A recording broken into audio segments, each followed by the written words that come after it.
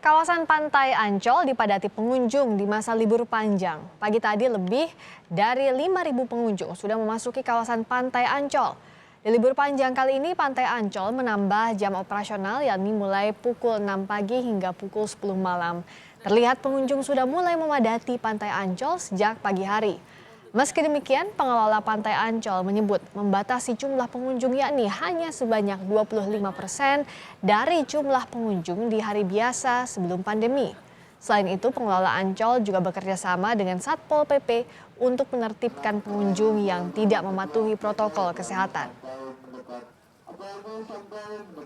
Juga untuk penerapan protokol kesehatan itu kami menjadi concern utama dan ini menjadi fokus utama kami untuk terus mendisiplinkan dan kami didukung oleh Satpol PP kemudian juga TNI dan Polri untuk menerapkan protokol kesehatan di area Ancol. Sementara itu meski sudah diingatkan oleh pengelola, sejumlah pengunjung di Lembang Park and Zoo tampak mengabaikan protokol kesehatan. Mereka terlihat tidak menggunakan masker dengan benar dan tidak menjaga jarak. Pada masa libur panjang ini, Lembang Park and Zoo menjadi salah satu tujuan wisata. Pengunjung yang datang dari dalam maupun luar Bandung.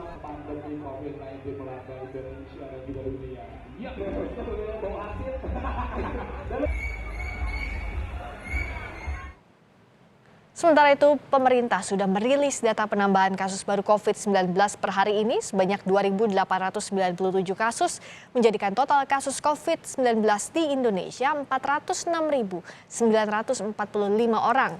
Kasus pasien sembuh juga terus naik sejumlah 4.517 orang sehingga total pasien sembuh menjadi 334.295 dan tercatat ada 81 pasien meninggal menjadikan total angka kematian akibat COVID-19 di Indonesia kini mencapai 13.782.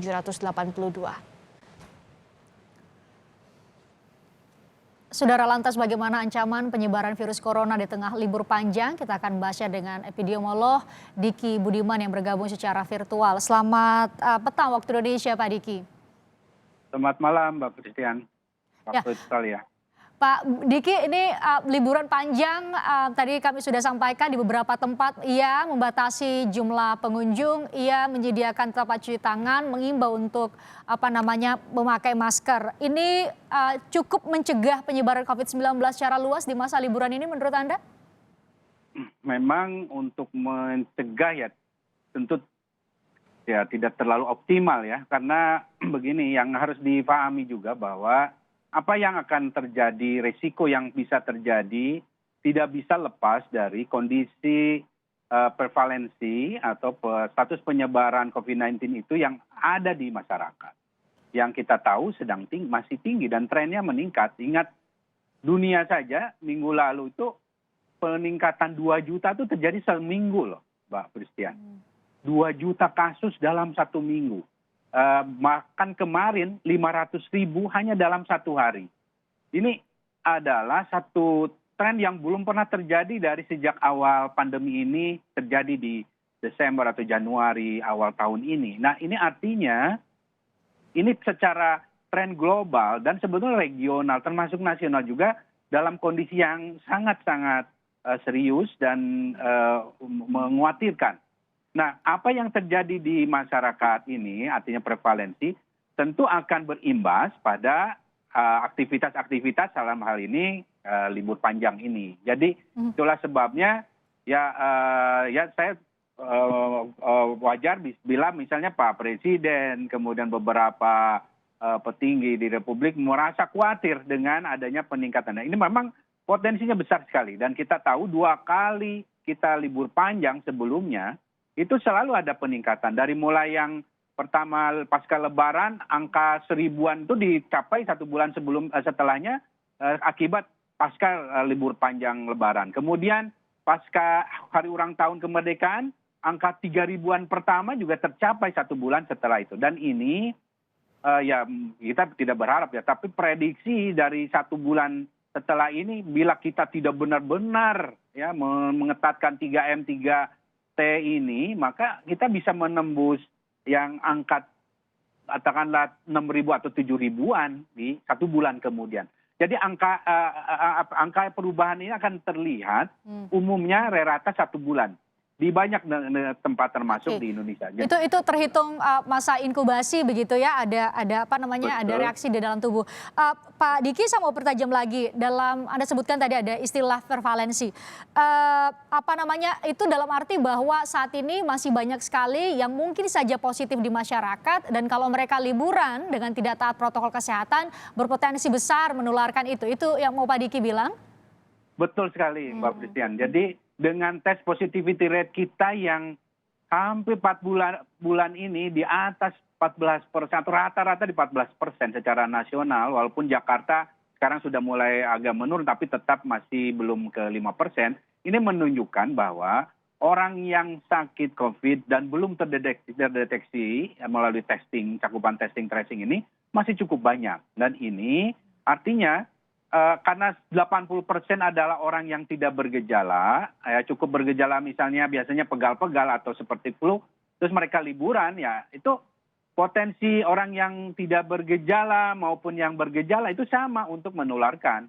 Ya. Dan yang paling dikhawatirkan dalam kaitan kasus keramaian seperti ini, ya libur panjang seperti ini, ada yang disebut dengan silent spreader atau super spreader juga disebutnya. Nah ini adalah orang yang satu orang ini kalau disebut dengan angka reproduksi, misalnya kalau 4 dia 1 ke 4 orang, ya. Kalau super spreader itu dari 1 orang bisa 20 atau beberapa orang, ini bisa banyak sekali.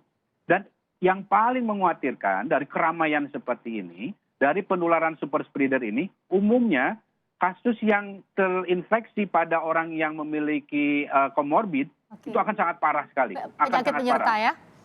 Ya, akan sangat parah tampilan klinisnya. Oke. Sampai makanya kasus meninggal itu biasanya umumnya juga salah satunya dari penularan super spreader ini. Dan ini bisa kita lihat nanti 1 bulan kemudian. Oke, Pak Diki, tadi di beberapa tempat di lokasi kami pantau, tim liputan Kompas TV pantau ada pengecekan secara acak, setidaknya ada rapid test yang dilakukan. Menurut Anda itu juga efektif?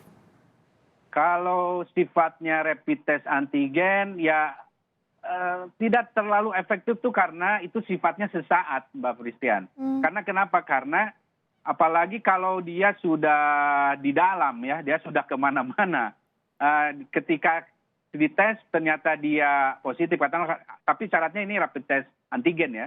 Dan ternyata dia positif, ya dia tentu harus dilakukan antara isolasi atau karantina tergantung gejala. Tapi artinya sebelumnya dia sudah memapar atau kontak dengan banyak. Jadi ada 2 hal yang harus diingat Mbak Christian. Mobilisasi atau mobilitas dan interaksi. Jadi 2 hal ini kalau sudah terjadi dan orang yang membawa virus ini terlibat dalam aktivitas yang tinggi dalam kaitan mobilitas interaksi, maka tentu terjadi penularan. Dan saya lihat tadi misalnya di Ancol, dengan sebetulnya yang namanya untuk menurunkan potensi penularan melalui mobilisasi yang tinggi ataupun interaksi, itu durasi itu harus dikurangin. Itu kalau sampai 10 malam, itu nggak akan berisiko ya. Dan dalam kondisi seperti ini, baiknya itu durasinya itu selain dikurangi dan di waktu yang masih terang.